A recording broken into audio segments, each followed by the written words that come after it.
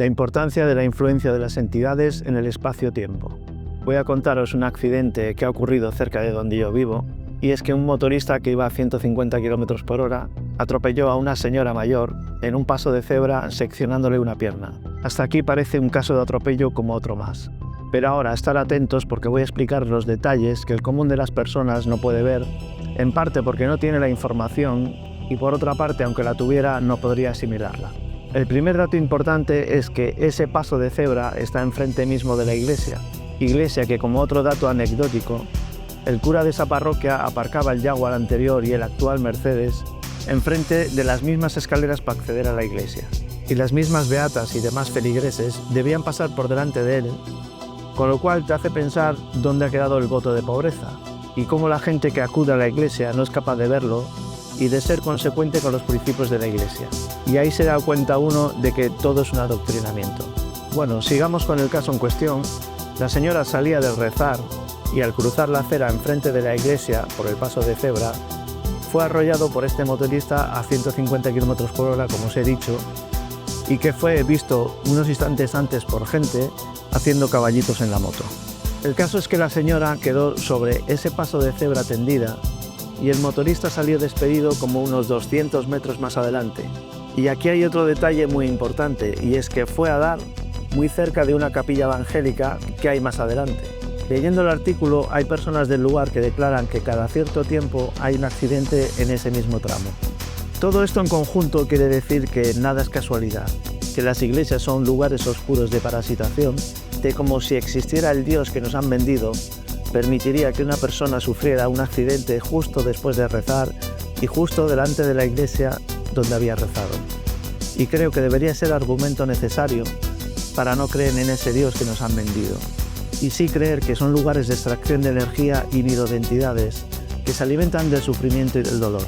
Esos bancos viejos donde se han sentado y arrodillado muchas personas desesperadas con problemas, debería bastar para no frecuentar esos lugares. Y aquí entramos en la importancia de la interferencia por parte de las entidades de las variables de espacio y tiempo. Es decir, que para que un accidente haya ocurrido, han debido confluir las variables de espacio y tiempo, y estas variables son manipuladas por las entidades, ya que utilizan las leyes universales a su favor y en nuestra contra. No hay casualidades, todo está orquestado para que así suceda. Es decir, favorecen la confluencia de desgracias para producir frustración y energía de la que alimentarse, y a su vez impedir el éxito entre las personas que no trabajan para ellos. Poneros a pensar cuántas veces esas confluencias de espacio y tiempo han sido para vuestro beneficio y cuántas han sido supuestamente casualidades para arrebataros lo que queríais en el último momento. Porque causa más sufrimiento eso que si ya de principio se niega la posibilidad del triunfo.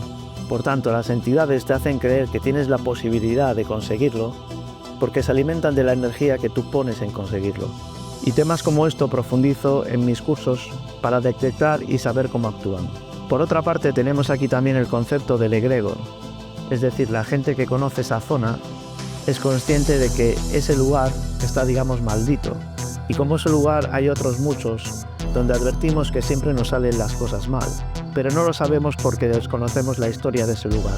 Esto quiere decir que los lugares, al igual que los objetos, van adquiriendo una memoria y cada vez que ocurre algo en ese lugar va creando ese egregor, ese programa.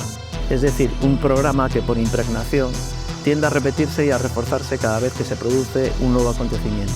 Y esto es algo que debéis observar y analizar antes de planificar cualquier acción, así mismo como observar el tipo de personas que frecuentan esos lugares, ya que ese tipo de personas parasitadas son atraídos por ese tipo de espacios, como el motorista en este caso que hablamos en concreto, porque estas personas están teledirigidas por las entidades para cumplir la voluntad de estas y que se acaban produciendo las situaciones coincidiendo en espacio y tiempo exacto.